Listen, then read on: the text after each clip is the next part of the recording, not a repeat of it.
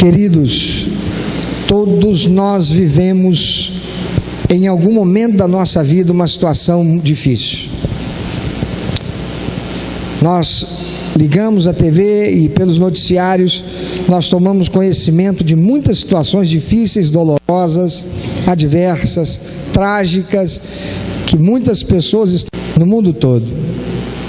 Lá nos Estados Unidos, muitos perderam as suas casas, perderam tudo, perderam sonhos que foram construídos, materializados em uma casa, porque o fogo, o incêndio que eles não provocaram, chegou até a sua porta e destruiu tudo. Outros estando num ambiente de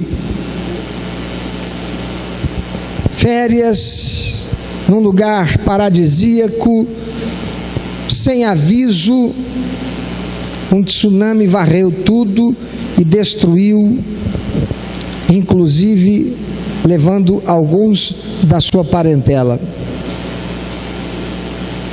Alguém nesse exato momento foi traído pelo seu cônjuge e está sofrendo terrivelmente a desilusão de um relacionamento em que depositou a sua confiança e não está agora sabendo o que fazer. A palavra de Deus, que é lâmpada para os nossos pés e a luz para o nosso caminho, ela, da parte de Deus, nos auxilia em tudo aquilo que é relacionado à nossa vida, inclusive a sabermos como enfrentar situações como essa, como nos recuperarmos de situações dolorosas como essas e outras tantas.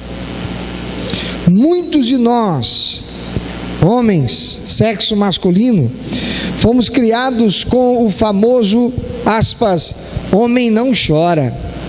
Eu não sei quantos de vocês ouviram isso, mas eu ouvi muito isso quando garoto. Homem que é homem não chora.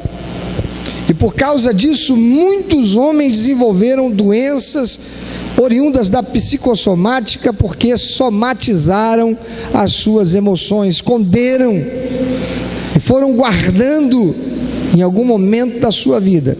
Isso acabou se transformando numa enfermidade.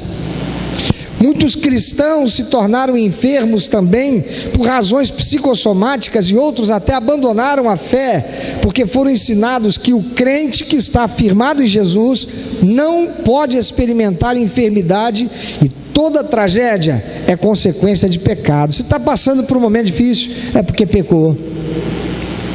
Fazendo lembrar o entendimento judeu de quando Jesus passando, os seus discípulos olhando para um homem que nasceu cego, perguntou: quem é que pecou? Foram os pais dele ou foi ele?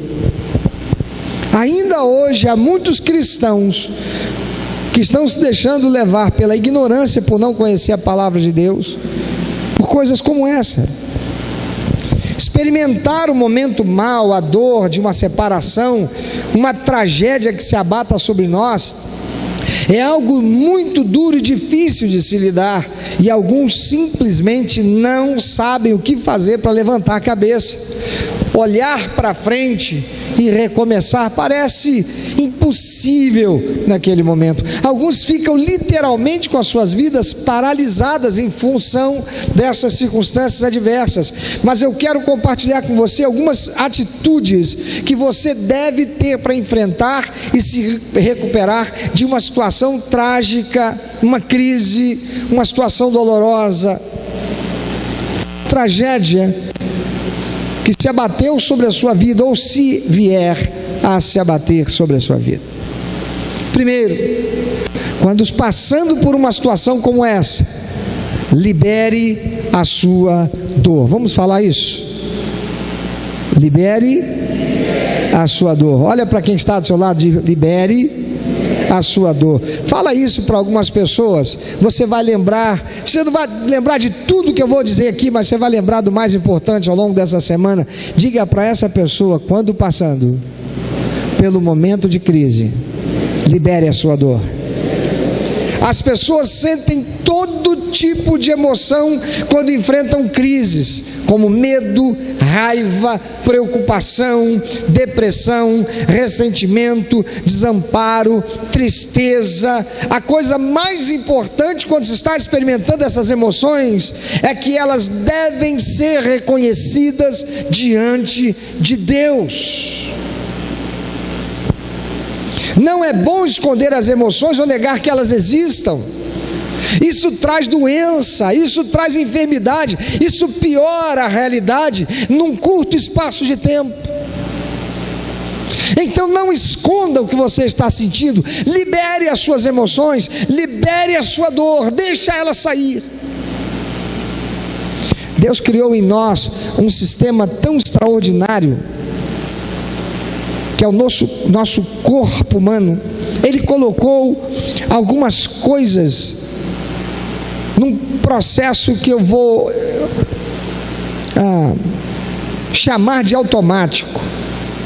Se eu como alguma coisa que não me fez mal, eu não digo para o meu estômago assim: estômago, começa a ser comprimido, músculos do estômago, façam compressão e exerçam a pressão de tal forma que isso que entrou mal saia. Não, bateu lá, não ficou legal, eu vou vomitar.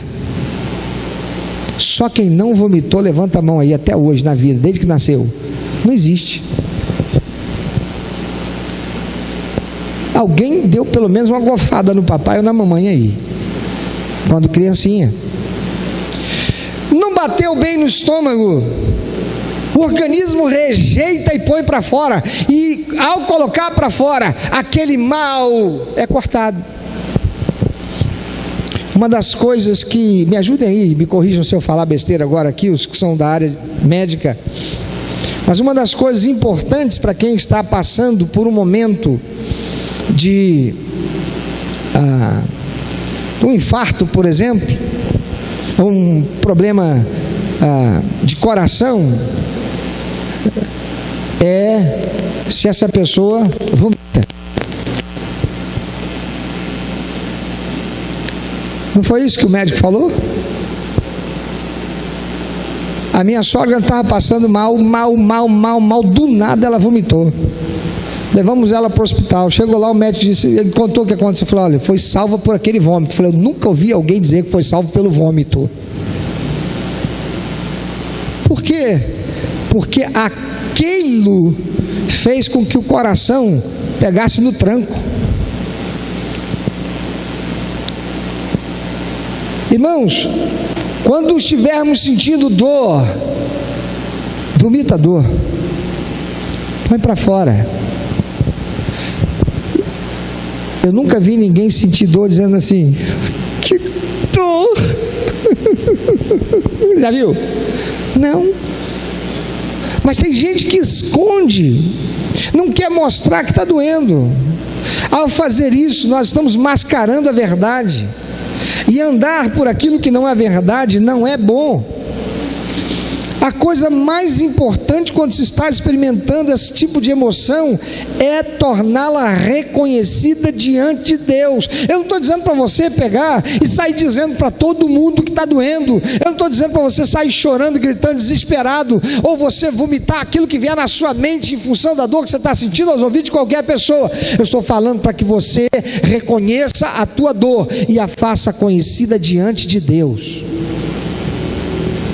De preferência que você tenha alguém de confiança com quem você possa abrir seu coração. Mas tem gente que não faz isso com ninguém. Mascara, esconde a dor que tem.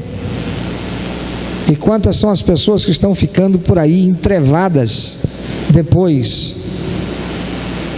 porque somatizaram aquilo.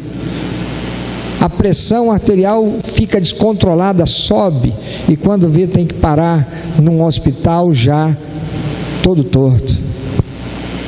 Amados, Deus nos criou para sentir emoções, e Ele não espera que nós hajamos felizes quando nós estamos sofrendo. Jesus disse lá em Mateus 5,4: bem-aventurados os que choram, porque serão consolados. Irmão, quem precisa ser consolado e não chora, não precisa ser consolado. Eu não choro. Eu me lembro que durante muito tempo,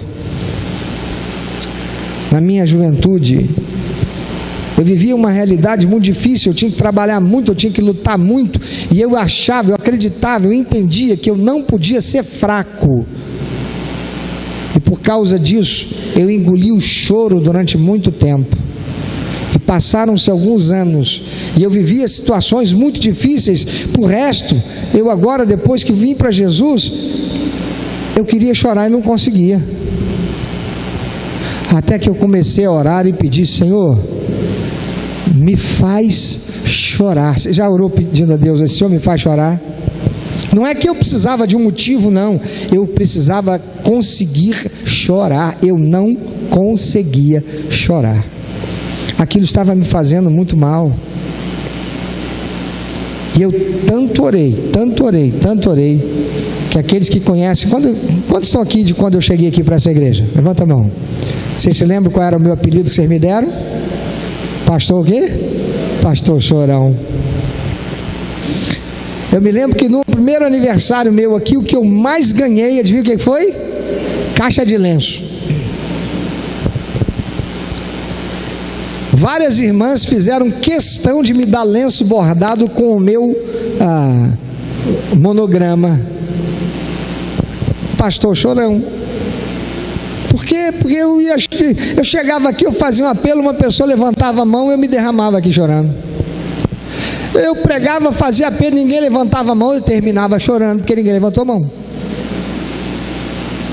Pastor Chorão. Irmão, que coisa boa. Chorar extravasa. Quando você estiver enfrentando uma situação assim de dor, qual é a primeira coisa que você deve fazer? O que é? Fala bem alto. Fala bem forte para quem não ouviu. Então diz para quem está do teu lado: libera a sua dor. Ninguém foi feito para ser machão. Libera a sua dor. Liberar a dor significa que é bom ser honesto sobre a sua tristeza. Quando Jesus diz: bem-aventurados os que choram, ele está dizendo: ser honesto a respeito da sua tristeza é bom, vai levar você a ser consolado. E lá no Salmo 62, versículo 8 diz: derramai os vossos corações para Deus, pois Ele é o nosso refúgio. Aleluia. Deus quer consolar-nos na tragédia, irmãos. Ele está perto do coração partido e salva aqueles que são esmagados em espírito. Salmo 34, verso 18 diz: perto está o Senhor dos que têm o coração quebrantado e salva os de espírito oprimido. Você está oprimido? Você está sentindo o seu espírito oprimido? Há uma dor presa no seu peito? Então libera essa dor, chora, põe para fora, abre a tua boca. Deus já sabe, mas você precisa. Libera a sua dor. Tem gente que tem vergonha, e porque tem vergonha, prende, e ao prender se torna prisioneiro da sua dor. E tem muita gente que está com a vida aprisionada porque não liberou a sua dor. Enfrentando um momento de crise, enfrentando a dor, faça o quê? Libera a dor. Segunda coisa, receba a ajuda de outros. Receba a ajuda de alguém. Nós estamos vivendo num tempo tão ruim, que está difícil de confiar até na sombra da gente, não é verdade? Parece que quando a gente passa, a sombra não quer acompanhar a gente, não, ela nos trai. Nós estamos vivendo num tempo de tanta insegurança nos relacionamentos, que como nunca nós somos levados à tentação de não permitir que outros se aproximem de nós e nem nos aproximarmos de outros com intimidade. Mas é um grande erro se isolar quando se está passando por uma crise. Todos nós precisamos do apoio, do encorajamento e presença de outras pessoas, particularmente no rescaldo de uma tragédia. A Bíblia nos diz que quando carregamos os fardos uns dos outros, nós obedecemos à lei de Cristo. Está lá em Gálatas 6:2. Primeira coisa qual é? Só quem sabe, só quem lembra. Primeira coisa, libere a sua dor. Segunda atitude, receba a ajuda de outros. Terceira atitude, escolha não ser amargo. Algumas pessoas vivem e morrem com corações amargos. A mulher foi traída pelo marido, ela se torna amarga e nunca mais ela ama ninguém. E ninguém nem consegue também ficar muito tempo com ela não, porque é tão amarga que acaba amargando a filha, acaba amargando até o casamento dos filhos, se deixar. Transfere as frustrações, as decepções para o relacionamento de outras pessoas. Todos nós temos o poder de decidir como a tragédia nos afeta. Se escolhermos a amargura, então acabaremos nos machucando e também vamos fechar a porta para a nossa própria felicidade, porque não podemos ser felizes e amargos ao mesmo tempo. Não dá para ser. Quando assistimos entrevistas na TV relacionadas aos incêndios florestais, como eu disse, que aconteceram lá na Califórnia, nos Estados Unidos, recentemente, é fácil ver como as pessoas respondem de maneiras diferentes às suas perdas. Foi também como aconteceu aqui no Espírito Santo, há alguns anos atrás, por ocasião daquela barreira lá que estourou.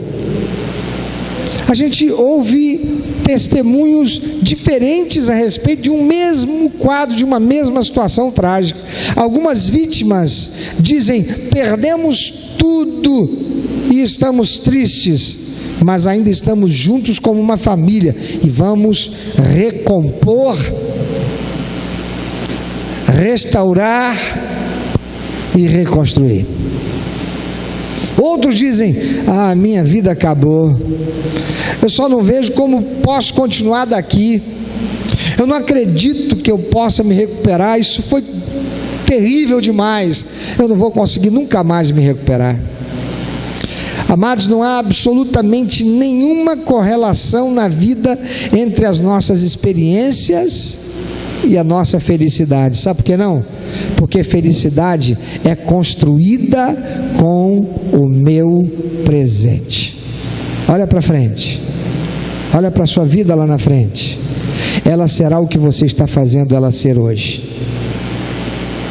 O que é que você está construindo hoje para o seu amanhã? Tem muita gente que não está construindo nada, está arrastando aquilo trágico que viveu lá no passado e continua presente hoje e será amanhã, e piorando cada vez mais o seu futuro.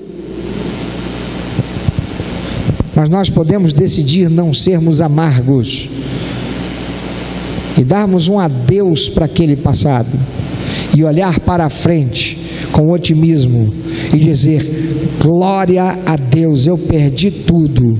É o famoso: vão-se os anéis, ficaram-se os dedos. Ficaram os dedos, então eu posso construir. Se ficassem só os anéis e tivessem ido os dedos. Estão os dedos aí? Então construa. Eu já vi pessoas passarem por experiências chocantes, capazes de manter uma atitude positiva e feliz, simplesmente porque optaram por fazê-lo. Nós somos tão felizes quanto nós escolhemos ser. Eu vou dizer de novo: nós somos tão felizes quanto nós escolhemos ser. Sabe qual é o grande problema de muita gente que não está sendo feliz? É porque para ser feliz está colocando a responsabilidade no outro. As esposas estão colocando a responsabilidade da sua infelicidade no marido, e com isso ela nunca consegue enxergar aquilo que ela está errada, não conserta, permanecerá sendo infeliz. Há maridos que estão colocando a razão da sua infelicidade na esposa, nunca será feliz. Sabe por quê? Porque não consegue olhar para si mesmo, enxergar aquilo que está errado e consertar. Eu serei tão feliz quanto eu escolher ser. Tem gente também que está escolhendo errado, pensando que para ser feliz o que tem que fazer é simplesmente extirpar a parte de si que está lhe trazendo tristeza. E por isso tem casamentos que estão sendo desfacelados ou esfacelados, e isso é errado. Uma habilidade que ajudará você a escolher ser feliz é aprender a se concentrar no que resta e não no que está perdido. Tem gente que olha para trás, só pensa no que perdeu e esquece de olhar o que tem.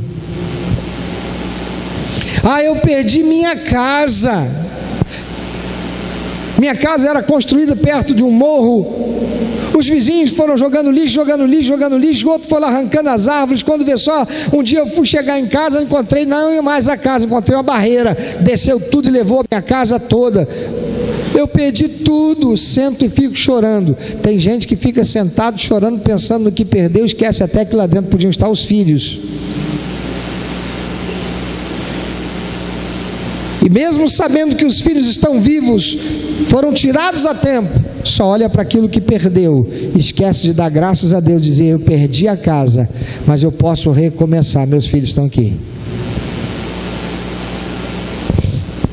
Recentemente, não sei quantos viram, um rapaz, ele foi atropelado na calçada por um homem que estava dirigindo o seu carro como um louco. E por conta daquele atropelamento, ele perdeu um dos seus braços, foi amputado. E eu vejo um repórter entrevistando aquele moço saindo da delegacia. E eu não ouvi, eu estou esperando aquele moço estar abatido, com a cara surumbática, um sujeito destruído, porque um jovem perdeu o braço. E eu ouvi dizer uma frase parecida com as palavras que vou dizer agora: eu agora vou reaprender a viver sem esse braço. Amado, quando você estiver passando por uma crise, faça o contrário daquilo que a gente é tentado fazer. Faça uma lista de todas as coisas boas que você tem na vida. É impossível ser grato e deprimido ao mesmo tempo. Então foca no que é bom, foca naquilo pelo que você deve ser grato, e não por aquilo ou naquilo que você perdeu. Primeira atitude qual é? Libere a sua dor. Segunda atitude: receba ajuda de outros. Receba ajuda do pastor, receba ajuda do parceiro de prestação de contas, receba ajuda daquela pessoa querida, da sua intimidade, com quem você pode se abrir. Terceira atitude qual é? Escolha não ser amargo. Quarta, olha para o que realmente tem valor. Jesus disse: a vida não é medida pelo quanto alguém possui. Lucas capítulo 12, versículo 15. Como nós somos levados a olhar aquilo que a gente não tem mais, e a gente fica triste por aquilo que a gente não tem mais. Mas o Senhor diz que a vida não é medida pelo quanto alguém possui. Tem gente que não é mais quem um dia foi, porque não representa mais no mundo material, capitalista, social, aquilo que tinha. Eu já tive carro assim, eu já tive uma casa assim. Olha para aquilo que realmente tem valor. Uma crise nos ajuda a esclarecer os nossos valores, mostrando-nos o que realmente importa e o que realmente não importa. Então não confunda o quanto você tem com a sua autoestima. Se para a tua autoestima estar elevada, você depende do que você tem, então você vai ser alguém infeliz. Não confunda as suas posses com seu propósito de vida. Você pode ter muito menos do que muitos outros, mas os outros podem ter muito mais do que você tem e não ter o propósito de vida certo. Mas se você tem um propósito de vida e ele é bom, persiga-o. Não confunda o que você está vivendo com o pelo que você está vivendo. Vou repetir, parece confuso, né? Não confunda o que você está vivendo com o pelo que você está vivendo. Tem gente que confunde o que está vivendo com o objetivo, o propósito da sua existência, e por isso não consegue ser feliz, e por isso não consegue superar a adversidade, e por isso não consegue superar a dor que está passando. A vida de um homem não consiste no que ele possui, diz a palavra do Senhor.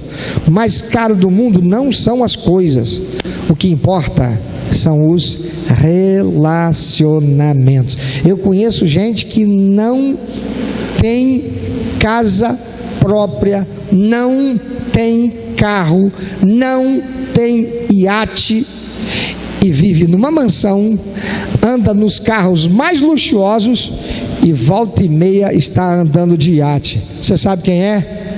O empregado de um milionário.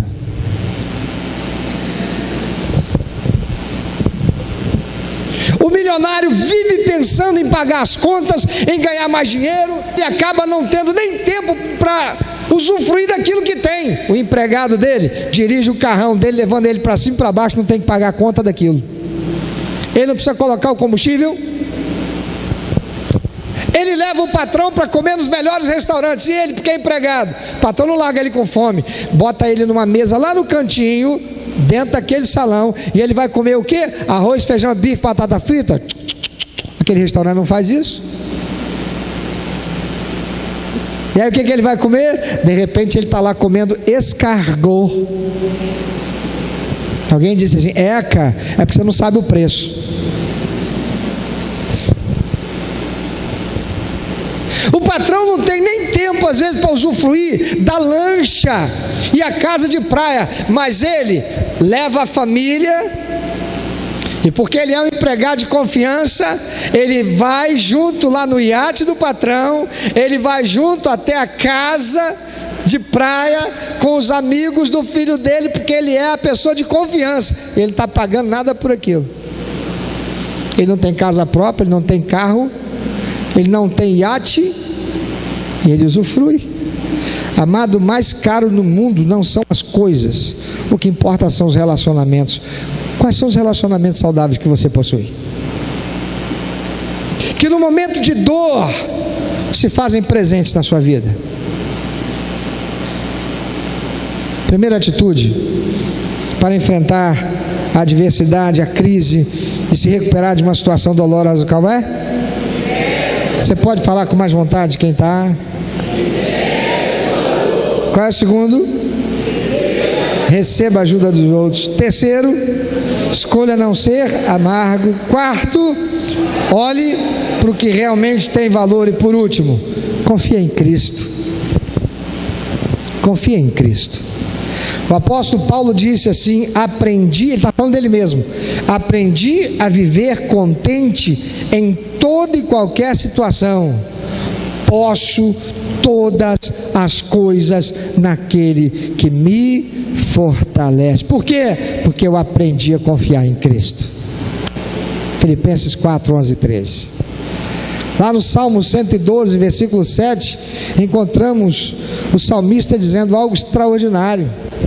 Porque se você quer ser feliz, não importa o que aconteça, faça o seguinte: apoie-se em Cristo para ter estabilidade. Olha o que diz o Salmo: aquele que está firmado no Senhor não se atemoriza de más notícias, seu coração é firme, confiante no Senhor. Agora, se você não confia em Deus, o que resta para você é desespero.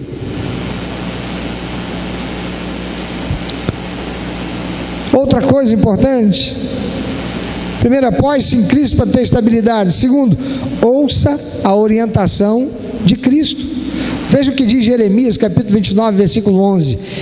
É Deus dizendo: eu é quem sei que pensamentos tenho a vosso respeito, diz o Senhor, pensamentos de paz e não de mal, para vos dar o fim que desejais. Não é o fim daquela casa própria, não é como fim aquele carrão, não é como fim a empresa que eu desejo. Qual é o fim que eu desejo? Ser feliz. Tem alguém que quer ser feliz? Só há felicidade se nós tivermos paz, equilíbrio e satisfação. Terceiro, olhe para Cristo para então ser salvo. Salmo 46, versículo 1, o salmista escreve assim: Deus é o nosso, quem sabe, refúgio e fortaleza, socorro bem presente nas tribulações.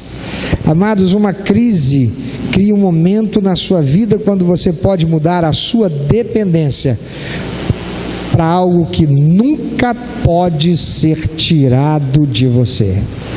A tua casa pode ser tirada de você, o teu marido pode ser tirado de você, a tua esposa pode ser tirada de você, teus filhos podem ser tirados de você, teu emprego pode ser tirado de você, tua saúde pode ser tirada de você, mas não pode ser tirado de você a salvação e a vida eterna, se você tiver recebido Jesus como teu único, eterno e suficiente Salvador. Aleluia. Ninguém e nem nada também poderá tirar de você a comunhão do Espírito Santo de Deus, se você buscar viver com o Senhor. Por meio da crise, por meio da tragédia, por meio da dor, Deus pode nos ensinar que podemos perder nossos lares, perder as nossas carreiras, perder os nossos casamentos, ou até mesmo perder a nossa saúde, mas nunca perderemos o nosso relacionamento com Deus, porque Deus prometeu nunca nos deixar, nunca nos abandonar, e essa é uma segurança eterna, na qual nós podemos construir as nossas vidas. Pense um pouquinho sobre isso. Talvez você esteja vivendo um momento de crise, de tragédia, de perda, de dor. Talvez você esteja guardando escondida a tua dor, a tua tristeza. Você quer gritar, você quer chorar, você quer espernear, você quer dizer: está doendo. Mas alguma coisa, por alguma razão, alguma voz que você ouviu diz: não fala não. O que vão dizer de você? E enquanto você mascara, enquanto você esconde, você mais adoece. Libera a tua dor, não guarda não.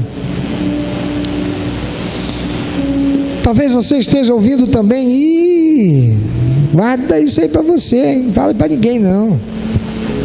O que vão pensar de você? Um líder na igreja, imagina, você diácono, diaconisa, parceiro de prestação de contas, pastor, o que vão falar de você, rapaz? Tem muita gente mascarando, escondendo e se impedindo de ser ajudado por alguém, porque não se abre. Tem muita crente aí doente, não é por causa de um vírus, por causa de uma bactéria, é por causa de uma dor, de uma tragédia que sofreu e não se abre com ninguém. Minha irmã, meu irmão, meu amigo, minha amiga, você talvez tenha vivido algo lá no teu passado, e você está carregando até hoje com você, e se tornou uma amargura, uma raiz de amargura, algo que tornou você amargo, azedo, uma tragédia que tirou de você a capacidade de confiar, de investir no novo relacionamento, de se lançar em um outro desafio na vida. Escolha não se tornar amargo, escolha não ser mais amargo. Joga fora essa experiência traumática que você viveu com aquele rapaz em quem você confiou a sua vida, seu futuro e a sua santidade, para depois descobrir que ele não valia nada. Abandona essa amargura e olhe para frente, olhe para o alto, olhe para o que realmente tem valor. Não fique olhando para o que você perdeu, olhe para o que você pode construir. Talvez você não tenha nada e diga assim, mas não sobrou nada. Eu estou numa situação tão difícil, tão terrível, que não sobrou nada. Se você está andando sozinho, Satanás está andando contigo. E ele está o tempo todo te levando a pensar somente aquilo que é mal e negativo. Você precisa sair dessa esfera de negatividade. Então olha para o que realmente tem valor. Faz uma relação das coisas boas que existem na tua vida. Talvez você vá ter que reconhecer apenas como coisas boas. Apenas, não, são as coisas boas. Estou vivo.